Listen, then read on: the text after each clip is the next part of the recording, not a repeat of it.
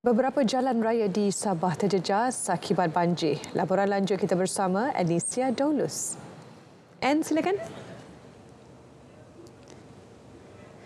Ya, baik Ifah. Susulan banjir yang melanda di 9 daerah di negeri ini, terdapat beberapa jalan raya terjejas akibat dinaiki air.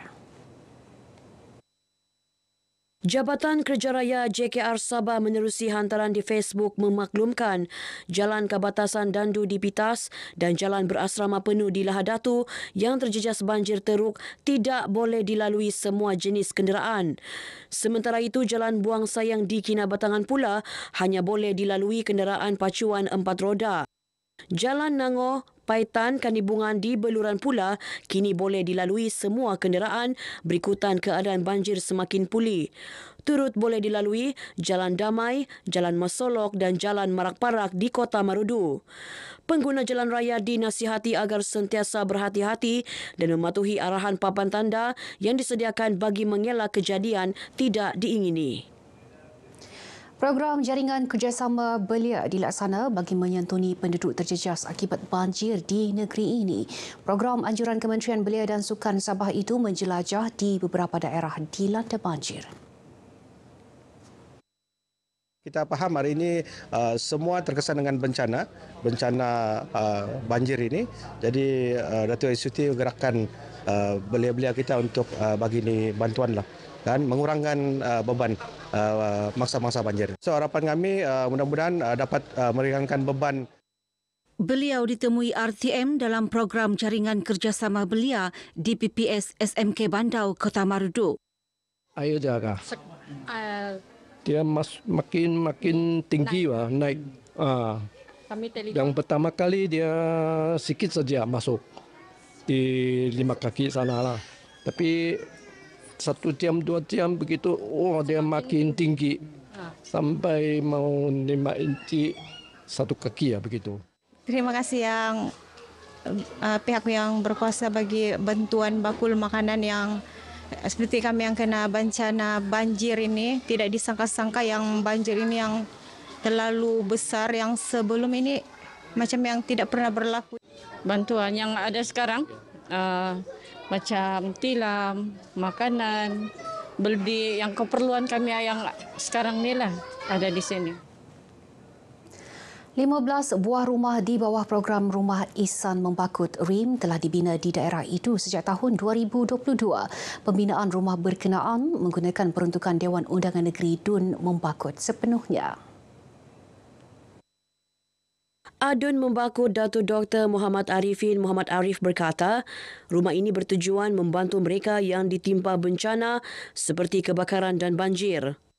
Kadang-kadang ada rumah yang runtuh kerana banjir dan beberapa rumah yang mendesak untuk kita bina. Menggunakan peruntukan Adun, peruntukannya lebih kurang 35 hingga 40,000. Ada 2 buah bilik, kemudian 1 dapur, kemudian ada ruang tamu, kemudian ada bilik mandi. Datuk Muhammad Arifin yang juga Menteri Sains, Teknologi dan Inovasi berkata demikian selepas menyempurnakan penyerahan kunci RIM di Membakut. Mengulas mengenai Rumah Mesra Sabah Maju Jaya SMJ bagi daerah Membakut tahun ini, katanya pembinaan rumah tersebut akan dilaksana selewat-lewatnya hujung Mac depan. 40 buah rumah mesra SMJ akan dibina di kawasan Dun Membakut tahun ini. Universiti Malaysia Sabah UMS menggariskan aspirasi dalam melahirkan pembangunan bakat. Usaha itu diterjemah melalui 7 aktiviti utama yang relevan dan bersinergi dengan keperluan era moden. Antaranya integrasi modul teknologi maklumat dalam program keusahawanan teknologi, integrasi modul AI dalam kurikulum universiti, kolaborasi strategik UMS bersama industri dan program akademik dan kursus baharu. NAB Chancellor UMS Profesor Datuk Dr. Kasim Mansur berkata, pendekatan ini selaras dengan aspirasi Kementerian Pendidikan Tinggi untuk membangunkan bakat yang bersedia menghadapi lanskap ekonomi yang semakin mencabar dan berteknologi tinggi. Saya memilih tema keilmuan, inovasi dan kemanusiaan ini menjadi satu teras supaya apa aktiviti yang kita laksanakan di Universiti Malaysia Sabah ini baik dalam pengajaran pembelajaran semua aktiviti-aktiviti berbentuk akademik, non-akademik, co-curriculum, extra-curriculum itu menjurus kepada 3 teras utama ini, keilmuan, inovasi dan kemanusiaan. Katanya amanah berkenaan memerlukan langkah strategik, perancangan teliti dan pelaksanaan yang berlandaskan visi jangka panjang bagi melahirkan pelajar yang berilmu, berinovasi dan mempunyai nilai kemanusiaan. Langkah ini selaras dengan matlamat universiti untuk menyediakan persekitaran kondusif, inklusif dan menyokong pembangunan holistik mahasiswa dalam aspek akademik, sosial dan kesihatan. Bertepatan dengan kami punya hala tuju utama untuk sebagai seorang penuntut dari segi 7 teras utama dalam pembangunan modal insan itu sendiri, iaitu dari segi kesukarelawan, dari segi kebajikan, dari segi keusahawanan dan sebagainya. Darah mempunyai tarikh luput yang singkat, maka sokongan penderma darah untuk menderma secara berterusan sangat penting bagi menampung keperluan bekalan darah di hospital. Pakar Perubatan Transfusi Hospital Queen Elizabeth II HQE2 Kota Kinabalu, Dr. Parameswari Naliapan berkata, seorang penderma darah mampu menyelamatkan 3 nyawa justru adalah penting bagi masyarakat untuk terus menyokong kempen derma darah. Antara permintaan tinggi penggunaan darah termasuklah pesakit thalassemia, ibu mengalami komplikasi ketika bersalin dan mangsa kemalangan.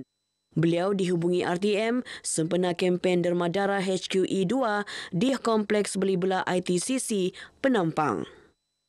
Menyelamat nyawa, 1 nyawa lah begitu. Itulah itu yang terpanggil saya mau derma darah tahun lalu. Itu pun pertama kali saya derma lah. Ya ini ketiga kali, jadi saya rasa macam puas hati lah. Walaupun takut jarum, derma juga begitu. Biasanya saya mau on di Facebook lah, social media. Kalau tengok yang mau bantu-bantu orang juga ada yang kurang darah. Ya, saya rasa beliau yang masih muda-muda, sehat-sehat lagi memang patutlah derma-derma darah aja, tolong orang. Saya nervous juga sebenarnya, tapi saya mau try juga. Lama sudah saya sebenarnya mau coba.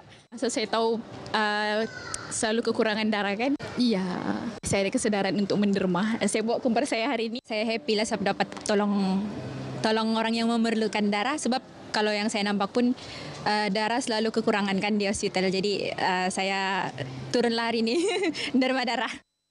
Kempen derma darah yang menyasarkan kutipan sebanyak 30 unit darah ini berlangsung selama 2 hari hingga hari ini. Baik, sekian perkongsian dari negeri di bawah Bayu. Kembali bersama Ifah untuk lebih banyak perkembangan semasa dalam negara.